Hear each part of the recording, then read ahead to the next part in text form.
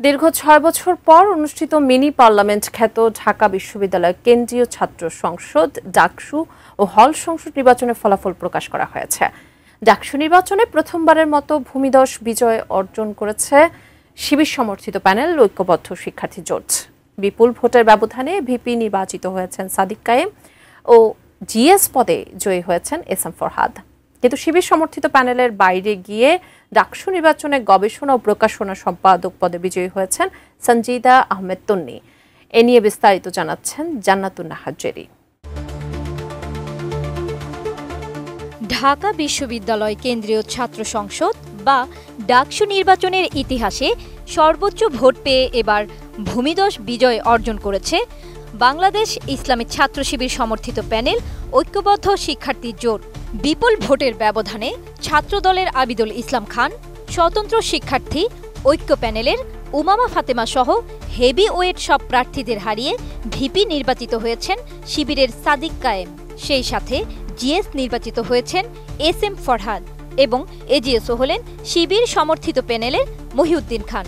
তবে এই নির্বাচনে শিবির প্যানেলের বাইরে থেকে বিজয়ী হয়ে চমকে দিয়েছেন জুলাই আন্দোলনের পরিচিত মুখ সঞ্জিদা আহমেদ তন্নি।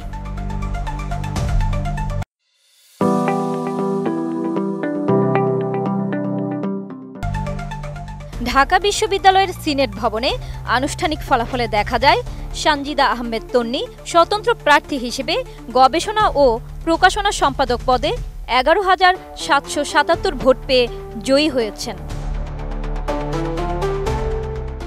ঢাকা বিশ্ববিদ্যালয়ের 2019 থেকে 20 সেশনের ক্লিনিক্যাল সাইকোলজি বিভাগের শিক্ষার্থী সঞ্জিদা আহমেদ তন্নি, যিনি গত বছর 15 জুলাই বৈষম্য বিরোধী ছাত্র আন্দোলনে নিজ ক্যাম্পাসে ছাত্রলীগের হামলার শিকার হয়েছিলেন।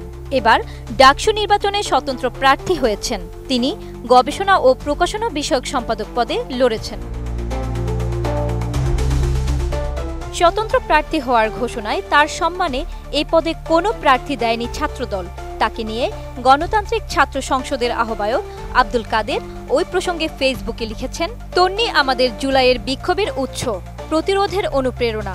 তার প্রতি শ্রদ্ধা রেখে আমাদের সমর্থিত প্যানেলে এ পদ শূন্য রাখা হয়েছে। এর আগে মনোনয়নপত্র জমা দেওয়ার পর তন্নি জানান, গবেষণায় শিক্ষার্থীদের জন্য ফান্ডিং নিশ্চিত করা, বিভিন্ন জার্নালের অ্যাক্সেস দেওয়া, কর্পোরেট বা অ্যালামনাইদের সহযোগিতায় গবেষণা ফান্ডিং আনা, ভালো গবেষণার স্বীকৃতি দেওয়া এবং সেমিনার সভার মাধ্যমে শিক্ষার্থীদের উৎসাহিত করা, সার্বিকভাবে ঢাবির গবেষণাকে বিশ্বমানে উন্নীত করাই তার লক্ষ্য। আমাদের অ্যালামনাই অ্যাসোসিয়েশনকে আমরা সক্রিয় করে তাদের মাধ্যমে ফান্ড রেইজের ব্যবস্থা করা এবং ইন্ডাস্ট্রি একাডেমিয়া কোলাবোরেশনটা বাড়ানো, এই রিসার্চকে ইউজ করে যে স্টুডেন্টরা নিজেদেরকে জব সেক্টরে নিজেদেরকে তৈরি করতে পারে, সেই জায়গাটাতে কাজ করা, তারা যেন জব মার্কেটের জন্য প্রিপেয়ার্ড হয়ে ইউনিভার্সিটি থেকে বের হতে পারে। জান্নাতুন Nahar Jerry, desk report, ATN news.